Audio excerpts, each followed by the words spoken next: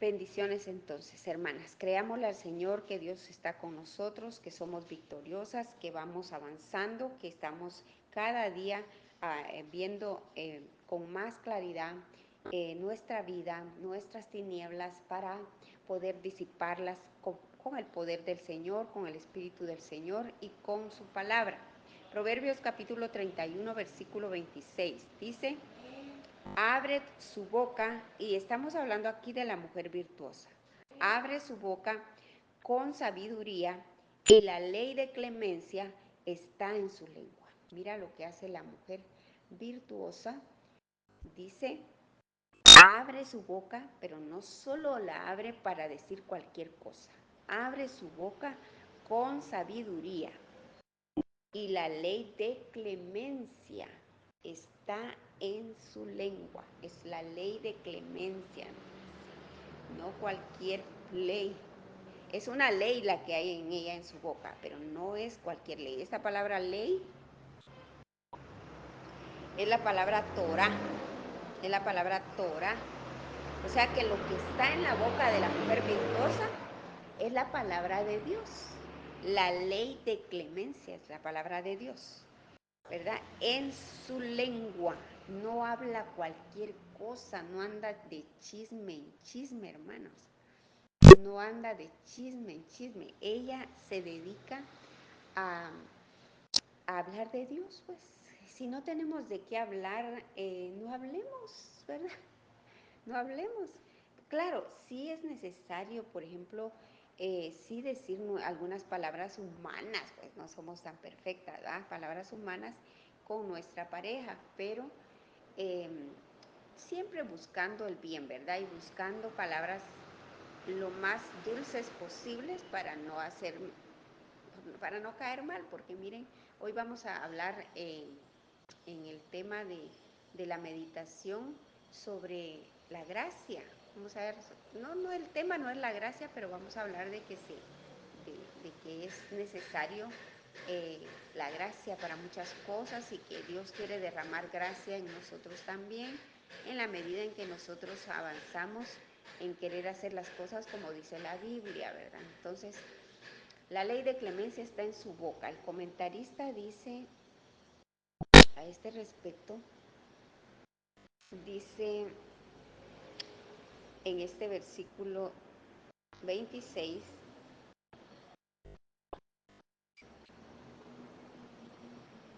dice, abre su boca y ley de clemencia. Dice el comentarista, su enseñanza de sabiduría y de la ley eh, está templada, dice, con misericordia. ¿Qué es algo templado? Es como cuando metemos el Pyrex, lo metemos al horno con el pastel, y cuando sale del horno el Pyrex está bien caliente, ¿verdad? O cuando lo metemos a la refri y el Pyrex está bien frío, ¿verdad? El Pyrex lo podemos meter al frío o lo podemos meter al horno, un Pyrex de vidrio. Pero no, lo que no podemos hacer con el Pyrex es someterlo a, después de estar en el frío, a un calor, a un calor excesivo inmediatamente, porque va a quebrarse. Igual, si lo sacamos del horno y lo ponemos en algo si lo sacamos del frío y lo ponemos en algo caliente, o lo sacamos del horno caliente y lo ponemos en algo frío, igual el Pyrex se va a quebrar si abruptamente lo ponemos en una condición o temperatura totalmente radical, opuesta.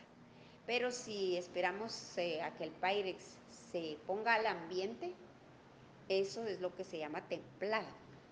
Entonces, cuando dice aquí que es una forma de hablar la mujer abre su boca, ¿verdad?, con sabiduría, y su palabra dice templada, se está refiriendo a que la palabra que la mujer dice es adecuada al ambiente donde está, ¿verdad? Y eso es lo que nos cuesta, ¿verdad? Hablar según el ambiente donde estemos, porque nosotros a veces hablamos de una manera, en un ambiente donde es diferente. Tú no vas a ir a alguna a acompañar donde hay una vela, ¿verdad? Tú no vas a ir a dar gritos y carcajadas, ¿verdad? Y vas a echarla y llamar la atención en un lugar tan doloroso, ¿verdad? Y triste como ahí. Tienes que hablar ahí de acuerdo a las circunstancias y con ese temple, ¿verdad? De acuerdo a ese ambiente. Igual no vas a ir a la iglesia en el momento de la alabanza a alabar a Dios, ¿verdad? Con tus palabras de una manera, si la alabanza está alegre y está pues hermosa, ¿verdad? No vas a ir con esa tristeza como que estuvieras también en la funeraria, ¿va? Entonces, realmente es movernos en el ambiente adecuado, a la temperatura adecuada, podríamos decir, ¿verdad? Eh, entonces la ley de clemencia está en su boca. Veamos si hay algún otro comentario al respecto. Eh, Bendito el nombre del Señor esta hora. Realmente estamos de hoy terminamos Proverbios, el libro de Proverbios. Hoy le decimos chao, chao. Hoy terminamos. Y vamos a empezar otro libro que el Señor allí me movió, pero todavía voy a confirmarlo. Podría ser el libro de Génesis o podría ser el libro de Romanos. Está entre eso lo que el Señor me está moviendo, pero más creo que vamos a empezar por Génesis.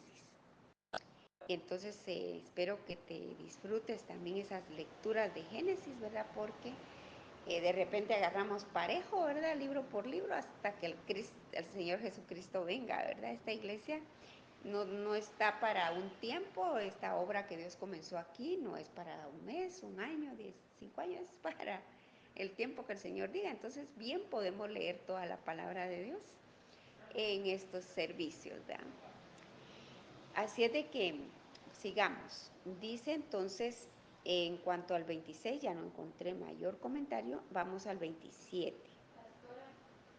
Pero si hay algún comentario que yo no vi, está bien.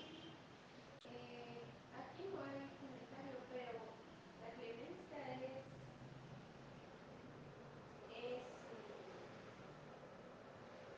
como relacionada a la misericordia, como que ella cuando habla tiene misericordia, pues, a la hora de hablar. Exacto. Tiene una ley de misericordia. Sí, gracias, hermana linda. La palabra es que Gesed, una K, una J, Gesed. Y esta palabra viene de la 26:16. Es la 26:17. Significa bondad. No puede haber, según lo que dice en la mujer virtuosa, cuando abre su boca tiene que haber sabiduría, tiene que ser la ley de Jehová, la Biblia real. Por eso es que lo mejor es hablar cosas bíblicas, porque donde sí vamos a encontrar pureza, santidad, bondad, clemencia es en la palabra de Dios. Pero esta palabra clemencia es la palabra esta que significa bondad, dice por implicación hacia Dios, por implicación hacia Dios. Piedad,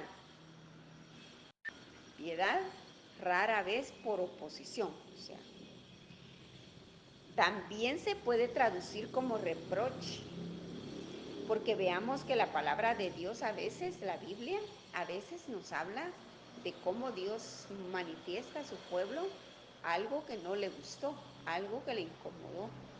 Reproche subjetivamente, pero también significa belleza, afrenta, agradecimiento, agradecido, amor, benevolencia, benignidad, bien, bondad, consolar, favor, fidelidad, gloria, gracia, merced, misericordia, piadoso, piedad. Entonces se mueve en todo ese contexto de palabras, la palabra que se menciona aquí, pero lógicamente la está enfocando la palabra a lo bueno, pues, no a reprochar, ¿verdad? sino a usar con sabiduría la palabra de Dios. Veamos el versículo 27. La mujer virtuosa, porque estamos terminando el libro de Proverbios. Dice, considera los caminos de su casa y no come el pan de balde. Considera los caminos de su casa. El comentarista dice, ella era una diestra ama de casa, ¿verdad? También dice que no es ociosa. Tiene sus ojos que están, dice, siempre observando en su hogar las condiciones y necesidades que hay, ¿verdad? No pasa por alto en su hogar eh, viendo una cosa que no está bien y haciéndose la loca, ¿verdad? Viendo quién otro mira para que lo haga. No, ella está considerando todo en su hogar, ¿verdad? Y luego dice que no hay ociosidad, no se ve como una mujer ociosa. Sus ojos miran para todos lados, eso es, considera los caminos de su casa, es que sus ojos están en una observación general, ¿verdad? Siempre considerando su hogar primero, ¿verdad? Porque ya dijimos que una de los enfoques virtuosos realmente de la mujer virtuosa es su hogar, su familia, su marido, sus hijos. Ella misma también, ¿verdad? Pero no solo ella misma, ¿verdad? Porque también puede darse en el caso de que solo por cumplir, como la marimba, ¿verdad? Solo por cumplir con el esposo, solo por cumplir con los niños, solo por cumplir con la casa, un 30%, ¿verdad? Y el otro 60% ella, ¿verdad? Solo ella y sus adornos y sus arreglos y que el salón y que las compras y que todo. No, tiene que ser equilibrado, equilibrado. No olvidarse de sí misma, eso tampoco, porque eso no es de Dios, ¿verdad? Pero sí con equilibrio. Dice, no comer pan de balde. Es muy importante que haga obra con sus manos para que quede no pagado, ¿verdad? Porque se supone que el esposo, una mujer virtuosa, sabia, debe buscar lo más posible el disfrutar su hogar, el disfrutar su familia, su esposo, y no solamente echarse todo el afán, la carga o llenarse de codicia, ¿verdad? Para estar cada día consiguiendo más, porque puede ser que eso la desvíe, ¿verdad? Si es muy productiva, pues gloria a Dios. Gloria a Dios por ser productiva, pero el equilibrio siempre va a ser importante, mi querida hermana. El equilibrio siempre es importante de que no pierdas, como dicen, ¿verdad? Que no pierdas la plomada, que no pierdas en ese sentido, como dicen, ¿verdad? La brújula, ¿va? No pierdas el norte, ¿verdad? Porque, mira, raíz de todos los males no es el dinero, es el amor al dinero. Y cuando aprendemos a hacerlo, puede desenfrenarnos. Mientras no estés desenfrenada, trabaja. Mientras no te esté causando demasiado estrés y ansiedad tu trabajo, pues estás equilibrada, ¿verdad? Estás equilibrada. Ya cuando el trabajo ya te está causando olvidarte de ti misma y de tus necesidades de todo tipo, porque no solamente tenemos necesidades físicas de comer, dormir, sino también necesidades emocionales, necesidades intelectuales, ¿verdad? Leer un libro, que mejor que la Biblia, ¿verdad?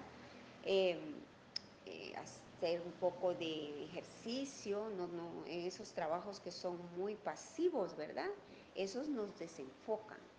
En esos trabajos profesionales intelectuales donde se mete mucho uno en lo intelectual a ese trabajo, está peligroso porque no te deja meditar, ¿verdad? La ventaja de los trabajos manuales que no conllevan el intelecto, mayor cosa más que la creatividad, porque el trabajo manual es más creatividad, las artes, ¿verdad?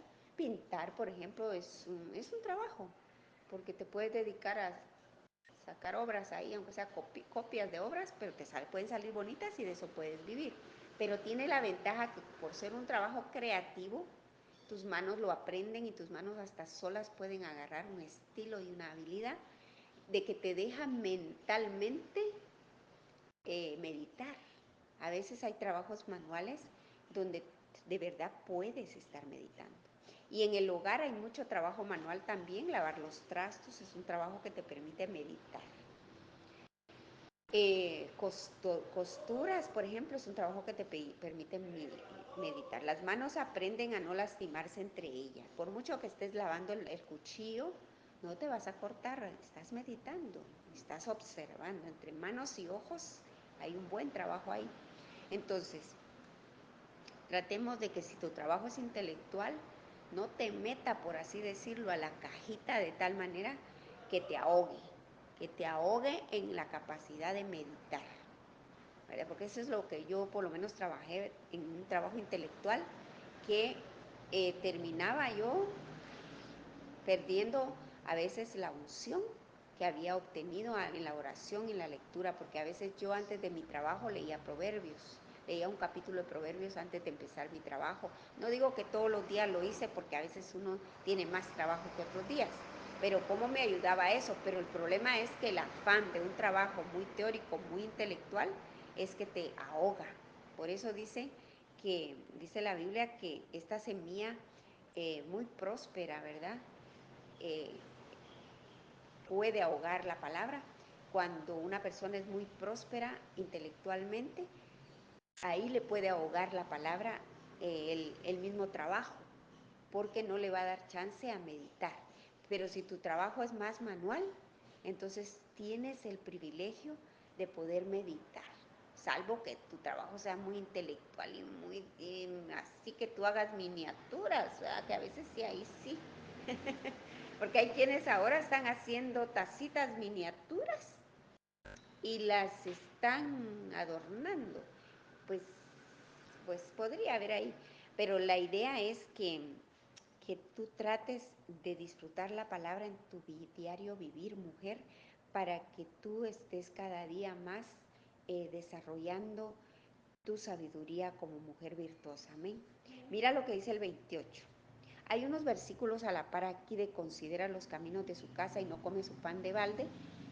Voy a ver si encuentro uno muy bonito que dice aquí. Estaba viendo esta palabra de la 6103 que la encontré aquí, que es balde, y esta palabra es atzla, como acuérdate que dice que no come su pan de balde. Dice que es indolencia, negligencia o pereza. Una mujer virtuosa jamás tiene que ser perezosa porque dejaría de ser virtuosa. Otra traducción de virtuosa es hacendosa. Es que, es que siempre está ocupada, es que siempre quiere estar haciendo algo. Tampoco va a estar afanada en su casa, ¿verdad? Porque entonces ya se salió del guacal. Pero ese te quería mencionar. Versículos no encontré otro. Se levantan sus hijos en el 28 y la llaman bienaventurada y su marido también la alaba. O sea, esto de ser virtuosa no es algo que solo va a salir de tu boca, ¿verdad? Alábate pato que mañana te mato, ¿verdad? Y como dicen, ¿verdad? El aire tiene que venir de afuera, ¿verdad? Y no de adentro. Quiere decir que no es pantalla, que tú eres virtuosa. Es algo que los demás de tanto verlo ya se convencieron, ¿verdad? Ya se convencieron de que en ti hay algo, que una obra que Dios ha hecho. La gloria es de Dios, ¿verdad? Ya se dieron cuenta que hay una obra que Dios ha hecho y la alaban. Esta alabanza no te enorgullece, sino solamente te hace más humilde y te hace sentir gozosa de que Dios está trabajando contigo, ¿verdad?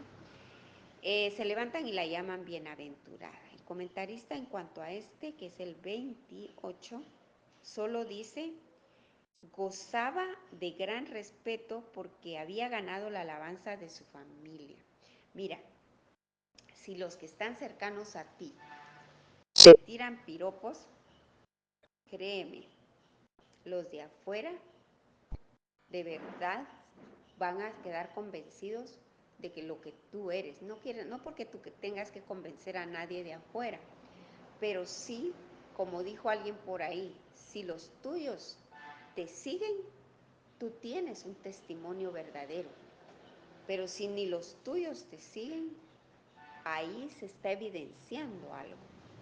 Si no te siguen los tuyos, si no tienes a los tuyos como seguidores, tú debes meditar en esto, ¿verdad?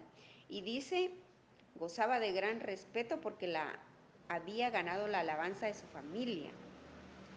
Una madre no puede tener mayor gozo que ver que sus hijos crecen para alabarla como la fuente de sabiduría que los hizo sabios, que aprendan que su madre, ¿verdad?, ha sido usada por Dios para su bendición. Por eso dice en el versículo 25, Proverbios 23-25, alégrense tu padre y tu madre, gócese la que te dio a luz. Con eso estás honrando a tu padre y madre. Corrige a tu hijo y te dará descanso y dará alegría a tu alma. Una mujer virtuosa corrige a sus hijos. No los, no los anula, ni los maltrata, ni los afecta en su alma, porque ahí no es virtuosa. ¿Cuántas veces hemos cometido esos garrafales errores por ignorancia, por falta de sabiduría, y después tenemos que pedirle perdón a nuestros hijos por tantas cosas que hicimos totalmente sin gracia y sin sabiduría, ¿verdad? Pero siempre habrá un momento para ponernos a cuentas, para tratar de corregir, orar, interceder a Dios para que nuestros hijos perdonen y olviden toda esa mala crianza que pudimos haberles dado. Mira, eh, pero sí es necesario corregir. Una madre no puede tener mayor gozo que ver que sus hijos crecen eh, habiéndole agradecido algo. Eso es un gozo para uno de madre.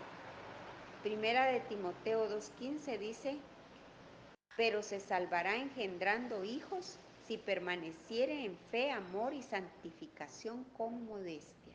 Este versículo lo han tomado algunos en lo literal y se han llenado de hijos. No seas tan superficial en la palabra en este versículo. No se está refiriendo a llenarte de hijos como los hacen algunas sectas que creen que este versículo literal lo tiene que tomar la mujer. No es un versículo literal totalmente. Sí, engendrar hijos te va a ayudar a ser más santa y más sabia, porque si algunos demandan de los padres son los hijos. Tener un hijo ayuda a que avancemos en nuestra santificación, ¿verdad? Pero no es que nos ayude a que solo porque tuve un hijo ahora soy santa y ahora sí me voy con el Señor. No, tienes que hacer tu trabajito. Entonces, lo que sí es cierto es que es necesario que como los hijos, la madre los debe tener hasta los 12 años si es varón y luego pasarle la batuta al padre para que se encargue él si es varón, y si es mujercita la vas a llevar y guiar hasta que te mueras. Mira, igual si es varón vas a tener que seguir siendo madre, pero ya el trabajo después de los 12 años ya le toca al esposo. No para que tú se lo impongas, ¿verdad? Con esto no quiero decir que tú vayas y ahora, ¿verdad? Fíjate que por ahí hoy una prédica y te toca, ¿verdad? No, es con gracia, con sabiduría que tú vas endosándole a tu esposo, a su hijo varón, ¿verdad? Si no lo toma él, no lo entiende él, porque a veces el esposo no es tan espiritual, entonces tú dáselo con sabiduría, ¿verdad? Pues poniendo delante de él las necesidades que tú ves de tu hijo para que él lo aborde y él las vaya salvando, ¿verdad? No es de, anda con tu papá, hay que te aconseje él. No, solamente tomas nota, observas, dice, considera los caminos de su casa. Y entonces tú miras una necesidad en tu varón, mi hijo ya necesita que su papá le dé un tema de tal cosa, ¿verdad? Esas dudas, porque el niño puede llegar contigo a salvar sus dudas, pero tú ya no estás tan capacitada, porque no vas a poder, el hombre es hombre. Y como dice la Biblia, hoy en la mañana se me venía un versículo que dice, hierro con hierro se aguza, y así el hombre con hombre, ¿verdad? El hombre hace al hombre, él le da su sabiduría y sus capacidades, lo que pueda, ¿verdad? para ayudar a otro hombre. Y nosotras las mujeres con nuestras mujeres, los nenes con los nenes y las nenas con las nenas. De los 12 años en adelante el varoncito ya no debe dormir con la mamá, porque hay mamás que me dicen, ¿qué hago? Me viera que mi hijo ya tiene 10 años, yo siento que ya no debería dormir conmigo. Desde los 8, le digo yo. Desde los 7, 8 años ya el niño ya no debe dormir con la mamá. Pero ya hay que ver, desde antes, si se puede, hermanas.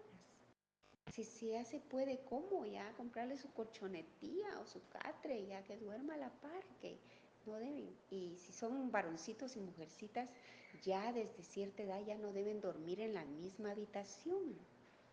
Ya no. Ni en la habitación de los padres, ya los hijos a cierta edad, no.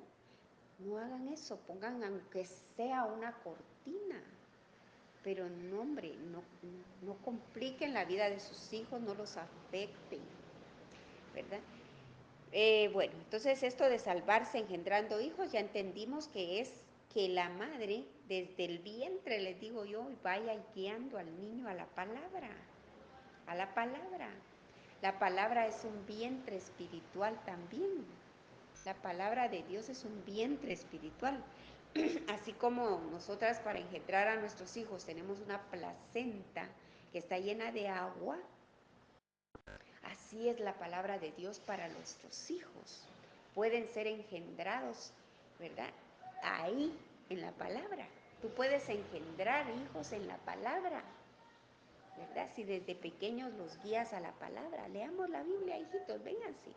Qué mejor que el niño practique, como ya desde chiquitos ya empiezan a querer aprender leer y escribir desde los 3, 4 años, ya andan haciendo ahí la UPA, ¿verdad? Qué mejor si es a través de la palabra, ya. Que ahora ya los niños a los 4 años, ya las maestras de párvulo ya casi los tienen que aprendieron a leer, ¿verdad? Pues qué mejor que vayan desarrollando sus palabritas en la Biblia. Engéndralos en la palabra, ya los engendraste en tu vientre natural, ahora engéndralos en la palabra, que la palabra es una placenta espiritual. Una vez los logres meter a la palabra, ahí ya la palabra se encarga, ¿verdad? Ellos ya van a ir siendo atraídos a alimentarse de esa, ahí mismo, ¿verdad? Va a salir un cordoncito umbilical ahí a la palabra y los va alimentando. Un versículo que se les quede ya es un alimentito ahí que va a ser su fruto. Entonces, sigamos adelante aquí con Proverbios 31, ¿cuál dijimos? ¿20 qué? Proverbios 31, es que me salí aquí, 29. Se levantan sus hijos y la llaman bienaventurada y su marido también la alaba. Esa ya la vimos. Muchas mujeres hicieron el bien, mas tú sobrepasas a todas. Mira, madres buenas sobran, todos, padre y madre, todos se creen buenos, porque así dijo el Señor Jesús. Si vosotros siendo malos, sabéis dar buenas dádivas a vuestros hijos, o sea, por muy malo que sea una nana o un tata, no puede ser malo con un hijo.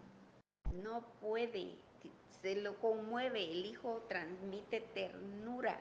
Un hijo a toda edad, mira, vas a ser así como yo, más vieja que yo, vas a ser madre y te vas a dar cuenta que el hijo a toda edad te inspira ternura. Los hijos de verdad, por muy malos tatas y nanas que hayamos sido, si los criamos nosotros, siempre nos va a inspirar ternura. Como dicen, arrastran la barba y el hijo todavía lo vemos con ternura. Entonces, dice, muchas mujeres hicieron el bien, mas tú sobrepasas. ¿Por qué sobrepasas? Porque lo engendraste en la palabra, porque lo guiaste a la palabra, porque lo guiaste a la iglesia, porque lo llevaste, lo guiaste en sus caminos.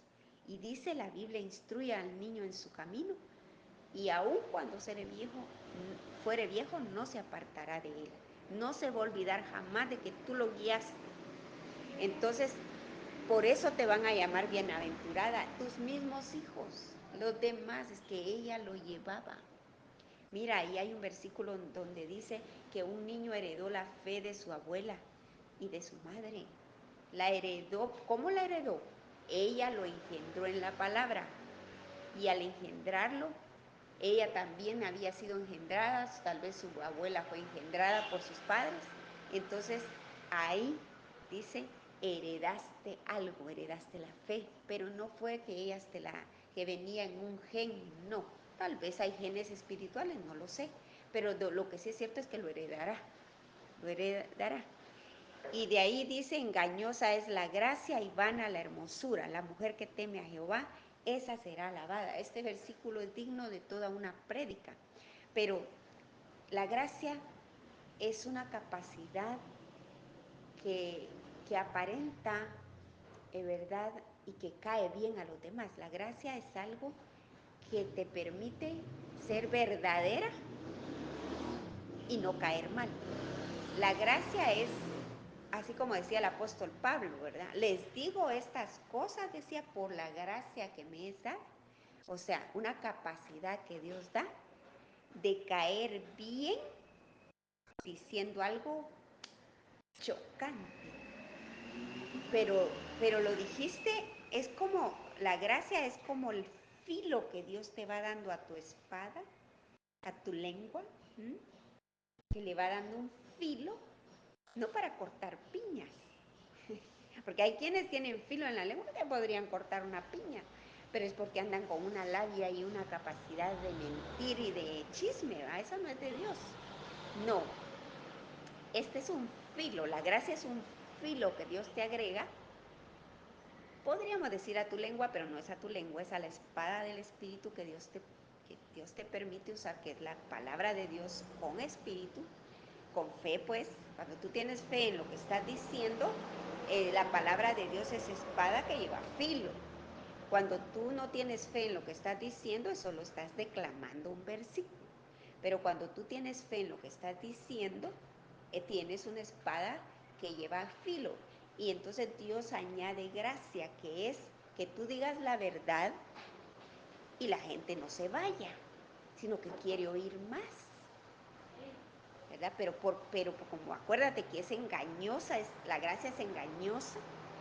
Entonces, cuando dice engañosa se refiere que hay gente que puede aparentar gracia, pero se puede distinguir la verdadera y la falsa en que la falsa no te está diciendo la verdad, solo te está consintiendo algo que está contra la verdad de Dios, ¿verdad?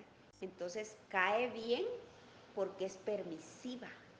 O sea, la diferencia entre la sana doctrina y la falsa es de que la sana doctrina dice la verdad, ¿verdad? Y para cambiarte.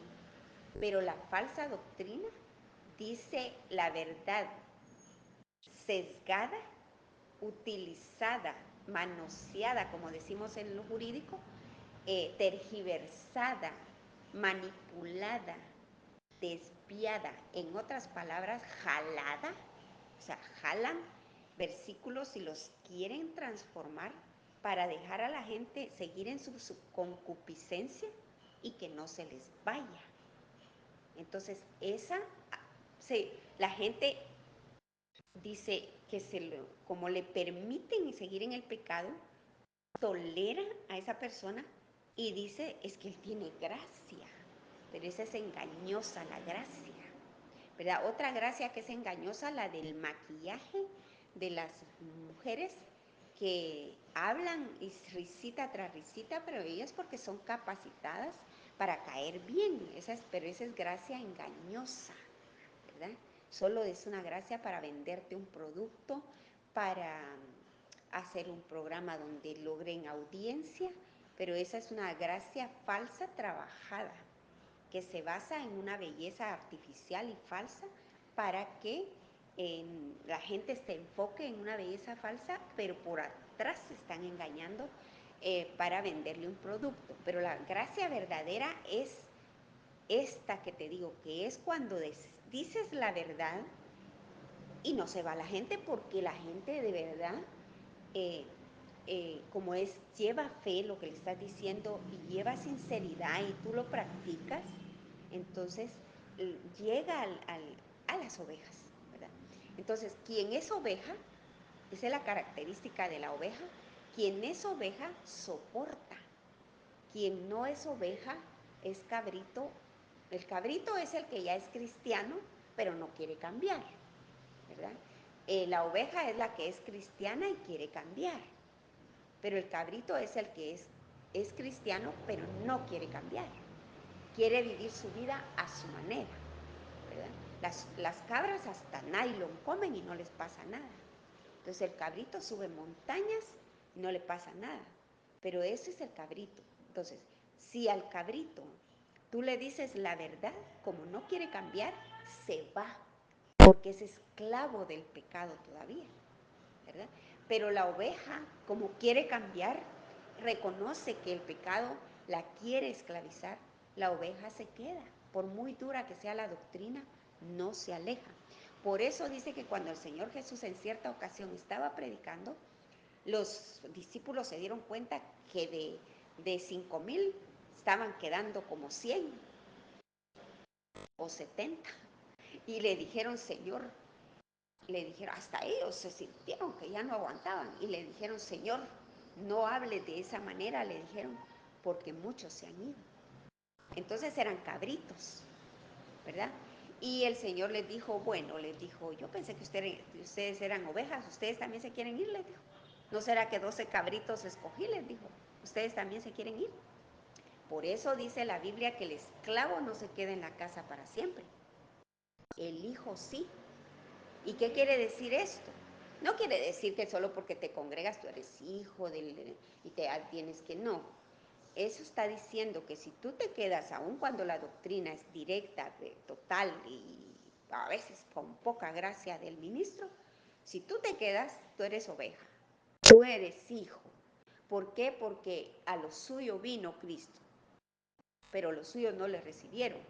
Mas a todos los que le recibieron, a los que creen en su nombre, o sea, los que creen en el Espíritu Santo, los que les da el derecho de ser llamados hijos de Dios. El que cree es oveja, si tiene, y ya creyó y confesó, tiene al Espíritu Santo, que es la garantía de que es oveja, y por la fuerza y el poder del Espíritu Santo, por muy dura que sea la doctrina, no se va porque es hijo de Dios y es engendrado y está inscrito su nombre en el libro de la vida.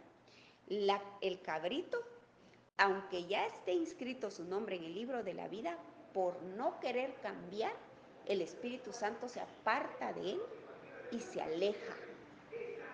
Contrista al Espíritu Santo porque no quiere someterse a la palabra de Dios. Entonces ese es el que no permanece, porque es esclavo del pecado, no permanece, y entonces solo por cierto tiempo el Espíritu Santo logra nuevamente y llega, otro poco de tiempo se queda, sirve, y de ahí algo dijeron, ¿verdad? De una verdad, aunque la hayan dicho con gracia, como no quiere cambiar, no está dispuesto a dejar ese pecado, se aleja otra vez y acusa al pastor, acusa y dice, es que a mí me la dijo, es que por mí lo dijo, es que me está echando mentiras, no quiere cambiar.